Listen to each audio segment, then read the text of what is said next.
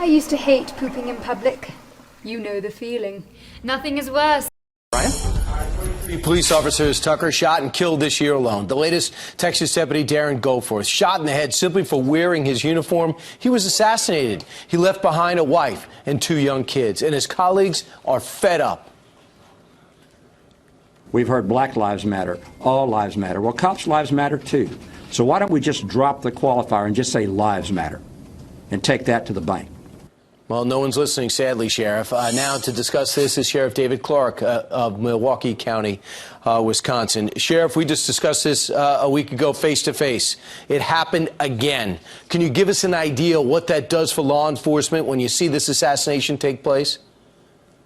Well, let me start here. First of all, the headline is, Black Man Shoots White Defenseless Police Officer. Because I get sick and tired when it's the other way around, when an officer defends his life.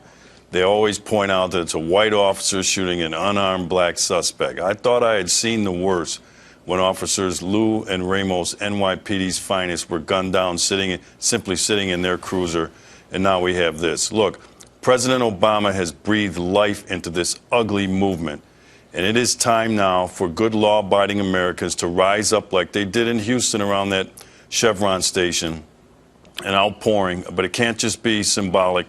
We now have to counter this slime, this filth coming out of these cop haters. Well, Sheriff, a lot of people listening right now will say, no, President Obama shed light on a problem, and that's the way blacks are treated by law enforcement in this country for too long. What's your reaction? That is a lie. President Obama didn't shed light on anything. This is nothing more than an attempt to weaken the institution of policing. If there's anything that needs to be straightened out in this country, it is the subculture that has risen out of the underclass in the American ghetto. Fix the ghetto, and then you'll see a lesser need for assertive police officers or policing in these areas, and then you'll see less confrontation. Stop trying to fix the police, fix the ghetto. So, Sheriff, what is it like on the street for the cop? I know you're a sheriff now, but you're on the streets, you talk to others, you go to committee conferences.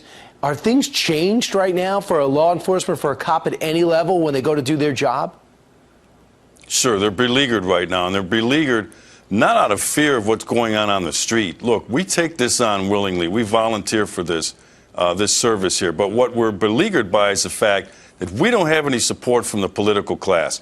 We don't have the resources. Most of these agencies, I know mine is, I'm 150 deputies short. The City of Milwaukee Police Department is about 300 officers short.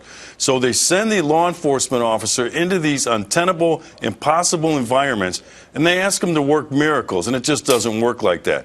We will see support when we start getting the resources we need to deal with these situations. But again, Brian, and I'm not going to stay off of this, and I'm not going to leave it alone and stick my head in the sand about it.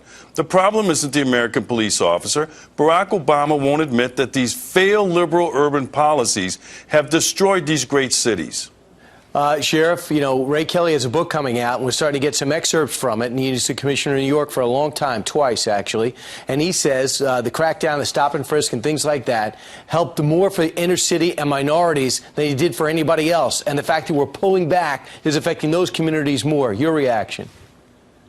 Well, he hit the nail right on the head. The people who need the assertive policing are the good law-abiding black people that live in these communities. And that is the overwhelming majority of people who reside there. And they're the silent ones in this situation, because as you could see, what happened with the woman last week who came out and gave her take on life in the ghetto. And then all of a sudden she was attacked by the same people who attacked me and others when we speak out on this. But I'm not going to stop speaking out on this, and I'm not going to stop putting the emphasis where it needs to be in terms of all of this violence that we see, a growing violence across these great American cities all throughout America. This stuff can be stopped. This stuff is unnecessary.